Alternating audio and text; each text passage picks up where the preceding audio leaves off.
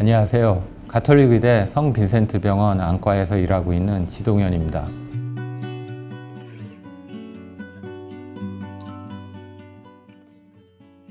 정상 환자의 망막인데요. 이 가운데를 황반이라고 합니다. 여기에 세포들이 변성이 오고 나중에 피도 나고 이렇게 돼서 황반 변성이 생기게 됩니다. 이 밑에 하얀 선이 보입니다. 망막 색소 상피라고 하는 곳이에요. 아주 중요한 세포층인데 일부분이 끊어져 있죠. 황반 변성이 이제 시작이 되는 겁니다. 원래는 이렇게 매끈해야 돼요. 이 정도면 초기 황반 변성, 건성 황반 변성이라고 말할 수 있어요. 건성 황반 변성에서 습성 황반 변성으로 진행하게 되는데요. 습성 황반 변성이 되면 시력이 떨어지고 나중에는 실명하기도 하고 위험합니다. 우리나라에서 황반 변성의 유병률이 한 6% 됩니다. 40세 이상에서 100명이 있다면 6명 정도는 황반 변성에 걸려 있다고 밝혀졌습니다. 6% 황반 변성이 모두 다 시력이 떨어지는 게 아니거든요. 그 중에 아주 심각한 형태인 습성 황반 변성에서만 시력이 떨어지게 됩니다. 습성 황반 변성은 한 0.6% 정도 돼요. 그러니까 전체 황반 변성의 10분의 1 정도만 시력이 떨어집니다. 나머지 90%는 건성 황반 변성이라고 해서 증상이 없는 경우도 많습니다. 조기 발견하지 않고 내버려 뒀다가 습성 황반 변성에서 발견되면 완치가 사실상 불가능해요. 그래서 조기 발견이 그만큼 중요한 거죠. 황반 변성의 가장 큰 원인은 고령화입니다. 나이가 들면 어쩔 수 없이 황반 변성의 위험성이 더 커져요. 그러나 그거 말고도 몇 가지 원인이 있는데요. 첫 번째로는 고혈압입니다. 혈압이 올라가면 황반 변성이 더 심해지고요. 두 번째는 담배입니다. 담배를 피는 사람은 필연적으로 황반 변성의 위험성에 노출돼요. 세 번째는 자외선입니다. 자외선에 많이 노출될수록 황반 변성에 걸릴 위험이 커진다는 보고가 있습니다. 제일 좋은 건 안과에 가보는 겁니다. 40세 이상이 되면 1년에 한 번 정도 안과에 가서 망막 검사를 받으세요. 망막 검사를 받으면 여러 가지 질환을 다 알 수 있어요. 황반 변성, 당뇨 망막증, 녹내장까지, 심지어는 혈관 폐쇄까지 알 수 있습니다. 간단하거든요. 돈도 많이 들지 않고. 가장 좋은 건 국가검진에 황반 변성 안저검사가 포함되는 겁니다. 한 5년 전부터 그걸 안과 학회에 수건 사업을 했습니다. 하지만 우리나라에선 아직까지 포함되지 않고 있기 때문에 본인 스스로가 40세 이상이 됐다, 안과에 한번 1년씩 가보는 것이 좋겠습니다.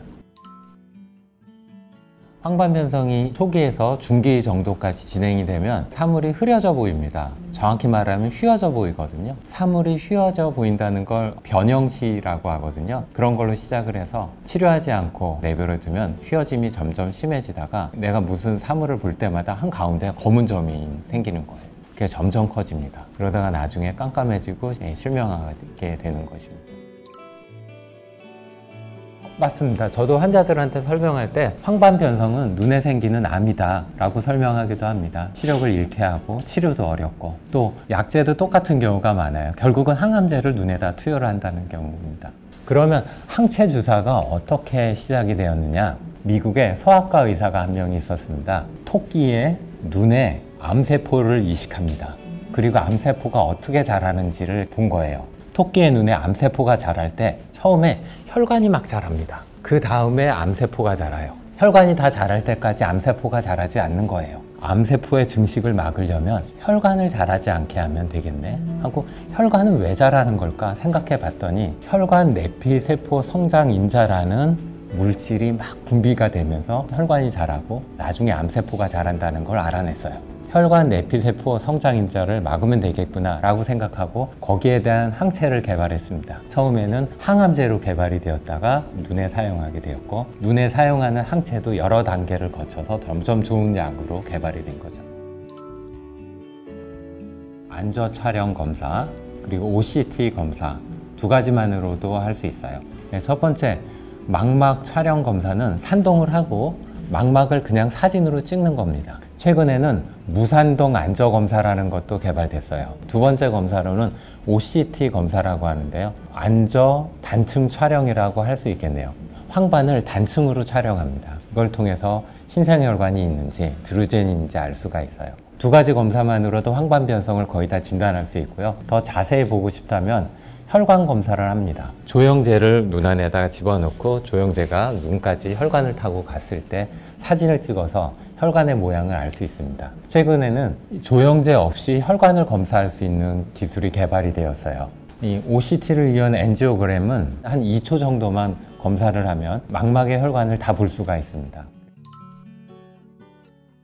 위험인자를 제거해야 되고요. 고혈압 같은 거 약 잘 먹어야 되고, 담배 피고 있으면 끊어야 되고, 자외선 많이 쬐는 직업이면 차단 안경을 쓰는 게 좋겠습니다. 최근에 아주 재밌는 연구가 있는데요. 미국에서 1000명 이상 되는 사람들을 뽑아서 10년 이상 관찰을 합니다. 이때 루테인이나 지아잔틴 같은 영양제를 먹고 있으면 한 25% 정도 진행하는 걸 억제할 수 있다고 결론이 났습니다. 많은 연구들이 있었고 과학적으로 입증된 영양제라서 먹는 것을 추천합니다. 황반을 노랗게 만들어주는 게 결국 루테인이거든요. 그래서 자신 있게 먹어도 좋다고 말할 수 있습니다. 이 연구에서 담배를 피는 사람이 캐로틴이라는 비타민 A를 함께 먹었더니 폐암의 위험률이 올라갔다는 보고가 있어요. 담배를 피는 사람은 카로틴이라는 바이타민 A를 먹으면 안 됩니다. 습성 황반 변성에는 악성 혈관이 자랍니다. 악성 혈관은 가만히 내버려둬서는 멈출 수가 없어요. 꼭 항체 주사 치료를 해야만 멈출 수가 있습니다. 내버려두면 100% 실명으로 간다고 볼 수 있어요. 황반 변성의 치료엔 여러 가지가 있습니다만 사실상 항체 주사 치료가 다 섭렵했어요. 옛날엔 레이저 치료도 있었고 PDT라고 광역학 치료라는 것도 있었습니다. 하지만 현재는 그 전에 두 치료는 너무 효과가 안 좋은 게 밝혀져서 다 항체 치료를 합니다. 눈에다가 주사를 놓고 들어간 항체가 이 나쁜 혈관들을 다 줄여줍니다. 여태까지 황반 변성 치료가 좋아지진 않는다, 악화되는 걸 막는다가 목적이었는데요. 최근 5년, 10년 전부터는 드디어 시력을 되돌리기 시작했어요. 좋은 항체들이 점점 더 개발이 돼서 신약들이 나오고 있어요. 그래서 황반 변성에 걸렸다, 낙담하지 말고 안과에 가서 항체 주사 치료를 받으면 시력을 되돌릴 수도 있고 최소한 실명하는 건 막을 수 있습니다. 기본적으로 황반 변성 중에 습성인 경우에는 다 받을 수 있고요. 사실 보험이 풀렸다고 해서 다 풀린 건 아닙니다. 시력이 아주 나쁘거나 주사를 맞아도 시력 효과가 별로 없을 것 같다고 안타까운 소견을 보이는 경우가 있습니다. 예를 들면 섬유화가 진행됐거나 세포들이 다 말라비틀어서 위축이 일어났습니다. 이 위축이 일어난 경우에 항체 주사를 놔도 효과가 없어요. 그래서 보험급여도 안 되고 주사를 놔도 효과가 없다는 이야기를 듣게 됩니다. 보험급여가 안 되면 항체 주사 치료 약값만 80만 원에서 90만 원이 됩니다. 한 번 주사예요. 그 주사를 심하면 한 달에 한 번씩 계속 맞아야 되고요. 효과가 있어서 좀 줄여본다 해도 1년에 3-4번을 맞게 됩니다. 경제적 부담이 크게 되죠. 그런데 바이오시밀러라는 약이 나오면 비슷한 효과를 가지고 한 30만 원에서 40만 원 정도의 보험급여가 안 되더라도 맞을 수 있으니까 좋은 혜택일 수도 있는 거죠. 맞습니다. 아직도 아바스틴으로 치료를 받는 경우가 많은데요. 항암제인데 원래 대장암에 쓰려고 개발된 건데 누군가 이걸 사람 눈에 써본 거예요. 그랬더니 황반 변성에 아주 효과적인 걸 발견했어요. 그 다음부터 아바스틴을 눈에 쓰기 시작한 겁니다. 아바스틴이 사실은 비허가입니다. 아직 보건복지부나 심평원에서 이 약을 환자한테 써도 좋다고 허가한 적이 없어요. 그럼에도 불구하고 사용되는 이유는 너무 많은 사람들이 전 세계적으로 쓰고 있고 그 비용이 상대적으로 매우 저렴하기 때문에 사용이 되고 있습니다. 비교적 안전하기도 하고요. 그러나 이 허가되지 않은 것이기도 하고 아직까지 임상시험이 충분하지 않아서 바이오시밀러라는 약이 들어오면 빠르게 대체될 것으로 보입니다. 황반 변성을 예방하기 위해서는 위험인자를 관리하는 게 중요합니다. 첫 번째, 나이를 먹지 말아야 돼요. 하지만 나이를 안 먹을 수 없잖아요. 대신 운동이나 건강한 음식 섭취를 통해서 생체 나이는 줄일 수가 있습니다.